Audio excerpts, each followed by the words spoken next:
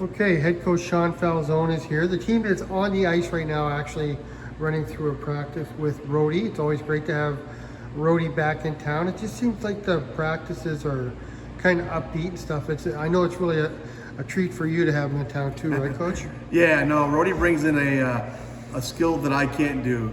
My body doesn't allow me to make his movements. So no, it's great. He gets in here and the boys are excited, and he's one of those guys that will skate right along with them with no pads on and give them body check and take a check from them, and so they have a lot of respect for him and they love having him on the ice. Yeah, I like, anytime you're practicing at game speed, I think it's valuable. And that's really Correct. a good thing. Yeah. You know, yesterday we had the NA team here, the Springfield team, and when they were here, the boys were making sure they were watching, and that was my big part of it. Like, the coach came out and said they had a bad practice, and the boys were like, oh my God, it was so fast. And I was like, yeah, it was fast, but for that level, it's not very fast. Yeah. So they got to understand the high pace, and we've been pushing that a lot lately. Yeah, it did seem like it was inspirational. I talked with Coach Lachika a bit about that yesterday too.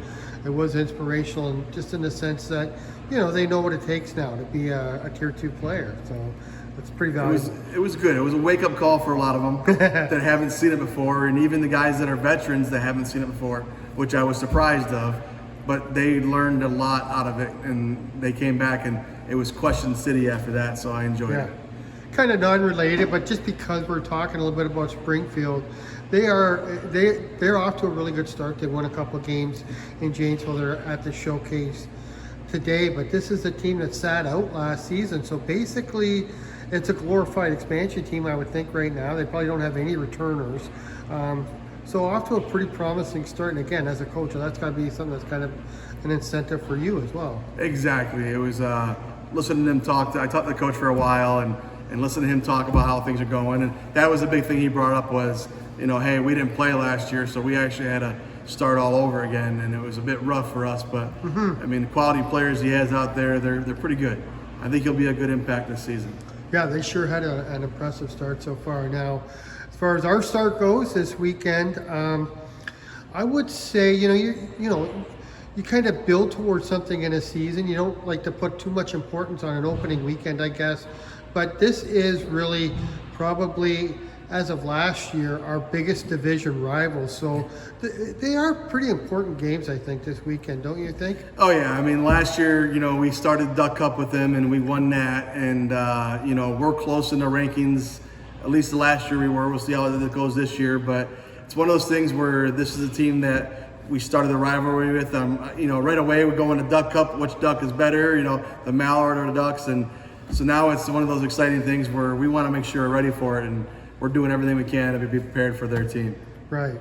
Now, we talked a little bit before this interview. You do know a little bit about this team, not so much about returners and stuff like that, but you're expecting a physical game Friday and Saturday, similar to what you saw from the Fighting Irish, I expect. Correct.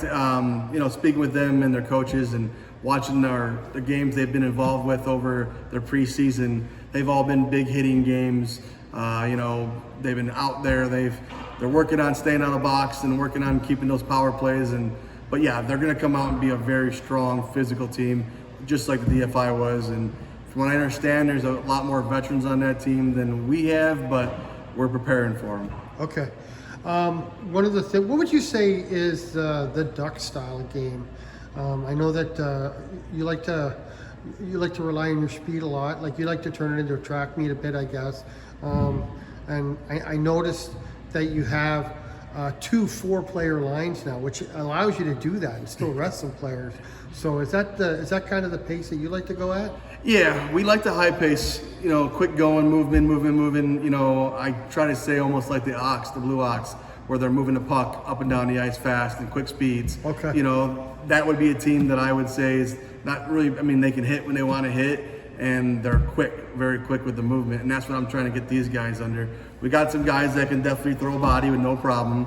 Now they're not afraid to get hit anymore, so that was a good thing playing against DFI.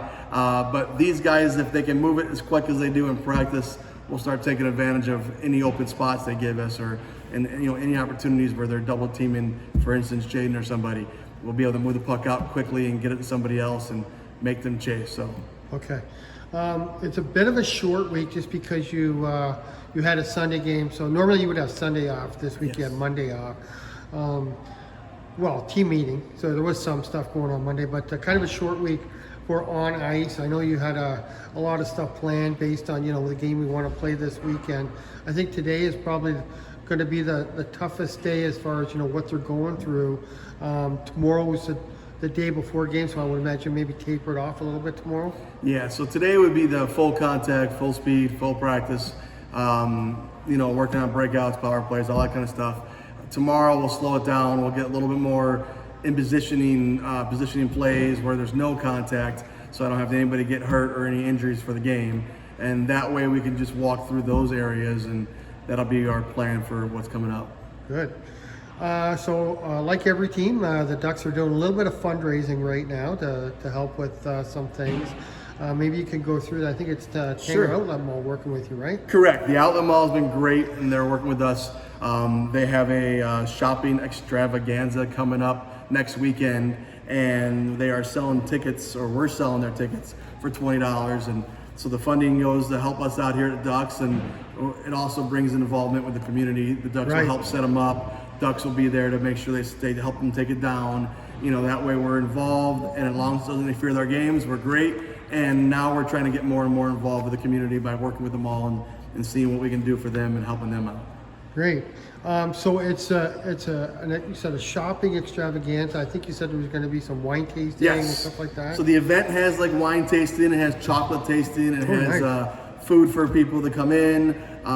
You get gift bags when you arrive.